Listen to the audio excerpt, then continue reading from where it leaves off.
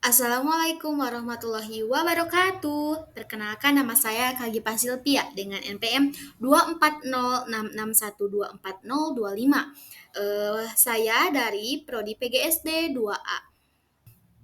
Presentasi ini dibuat sebagai ujian akhir semester pada mata kuliah perkembangan peserta didik sekolah dasar. Apa sih kesulitan perkembangan pada peserta didik SD? Menurut Harlock, kesulitan perkembangan adalah kondisi di mana anak mengalami penyimpangan atau keterlambatan dalam mencapai tahapan perkembangan yang sesuai usianya seperti perkembangan motorik, bicara, sosial, dan Lalu, menurut Undang-Undang Nomor 20 Tahun 2003 tentang Sistem Pendidikan Nasional, disebutkan bahwa peserta didik yang mengalami kesulitan dalam mengikuti proses pembelajaran karena hambatan fisik, emosional, mental, sosial, dan gangguan perkembangan perlu mendapat layanan pendidikan khusus. Selanjutnya, kesulitan perkembangan pada peserta didik yang akan dibahas adalah kesulitan perkembangan kognitif anak, kesulitan perkembangan sosial anak, kesulitan perkembangan emosional anak. Selanjutnya, apa sih Selanjutnya, apa sih gangguan kognitif pada peserta didik SD? Gangguan kognitif adalah kondisi yang dapat mempengaruhi kemampuan anak dalam berpikir, mengingat, dan menafsirkan informasi dari panca indera. Gangguan umum pada kognitif adalah disleksia, disgrafia, dan diskalkulia. Di mana disleksia adalah gangguan dalam membaca dan mengenal huruf atau kata. Anak mungkin membalik huruf saat membaca. Selanjutnya, disgrafia adalah kesulitan dalam memahami konsep matematika. Yang terakhir, diskalkulia adalah gangguan dalam kemampuan menulis, yaitu ditandai dengan tulisan tangan yang buruk, sulit menemukan ide secara tertulis. Lalu, faktor penyebab kesulitan perkembangan yaitu faktor prenatal, kondisi yang terjadi sebelum kelahiran. Lalu kedua faktor prenatal, kondisi yang terjadi selama proses persalinan. Yang ketiga, faktor ponatal, yaitu kondisi yang terjadi setelah bayi dilahirkan. Lalu, ada ciri-ciri gangguan kognitif anak. Satu, kesulitan untuk memusatkan fokus dan konsentrasi saat sedang belajar, tidak bisa duduk dengan tenang, memiliki emosi yang cenderung meledak-meledak atau tantrum, dan terakhir mudah lupa. Selanjutnya, kesulitan perkembangan sosial pada peserta didik SD. Kesulitan perkembangan sosial pada peserta didik adalah hambatan yang dialami anak dalam menjalani hubungan sosial, berinteraksi, bekerja sama, dan menyesuaikan diri dengan lingkungan sosial, baik di rumah maupun di sekolah. Menurut Syaiful Bahari Jamarah tahun 2002, mengatakan bahwa kesulitan sosial terjadi ketika peserta didik tidak mampu beradaptasi dengan lingkungan sosialnya, baik karena faktor internal seperti kepribadian tertutup maupun faktor eksternal seperti penolakan dari teman sebaya atau perlakuan yang tidak adil dari lingkungan. Selanjutnya, ciri-ciri kesulitan perkembangan sosial pada peserta didik, yaitu menarik diri dari pergaulan, di mana anak lebih suka menyendiri, tidak mau bermain dan berinteraksi dengan teman. Yang kedua, sulit berkomunikasi dengan teman sebaya. Anak terlihat cenderung takut berbicara atau tidak tahu cara mulai percakapan. Keempat, cepat marah atau mudah tersinggung, di mana anak menunjukkan emosi negatif saat berinteraksi seperti mudah marah atau merasa tersinggung karena hal kecil. Terakhir, tampak rendah hati atau tidak percaya diri, di mana anak takut ditolak, tidak berani ikut kegiatan kelompok. Lalu, bentuk kesulitan perkembangan sosial pada peserta didik, yaitu isolasi sosial, di mana anak menghindari kontak sosial dan lebih nyaman dalam kesendirian.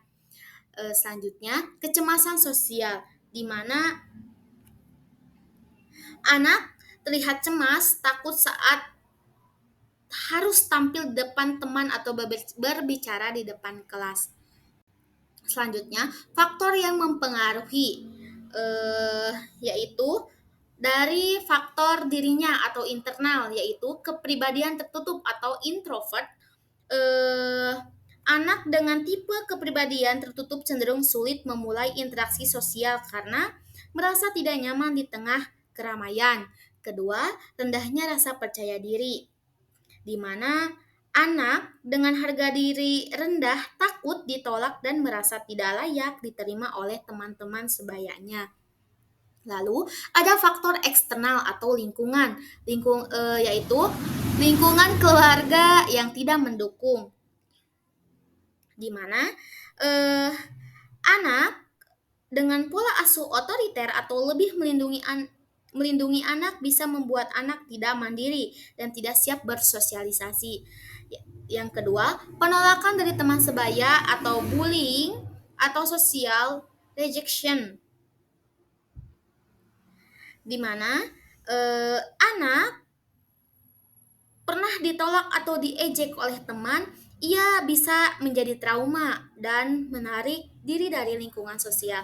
Yang terakhir adalah pengalaman buruk atau trauma sosial, seperti pernah dihina, dipermalukan di depan umum, menjadi korban kekerasan, dan membuat anak menutup diri dari lingkungan sosial. Selanjutnya ada kesulitan perkembangan emosional pada peserta didik, di mana kesulitan perkembangan emosional pada peserta didik adalah hambatan atau gangguan dalam proses perkembangan perasaan, pengendalian emosi, serta hubungan sosial yang sehat dengan diri sendiri dan orang lain. Menurut Santrok 2011, mengungkapkan bahwa anak-anak yang mengalami kesulitan emosional cenderung memiliki masalah yang regulasi emosi seperti mudah tersinggung, tidak sabaran, merasa rendah hati, atau mengalami kecemasan berlebihan. Ciri-ciri kesulitan perkembangan emosional pada peserta didik yaitu: 1. Sulit mengontrol emosi, di mana anak mudah marah atau menangis berlebihan, reaksi emosional tidak sesuai situasi. Kedua, sering menunjukkan perilaku agresif, seperti memukul, menendang, atau berkata kasar. Terus, selanjutnya cepat tersulut konflik.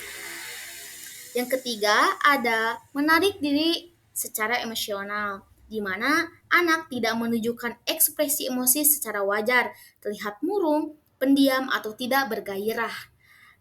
Keempat, mudah cemas dan takut, di mana anak takut di depan kelas, sering merasa tidak aman atau gelisah.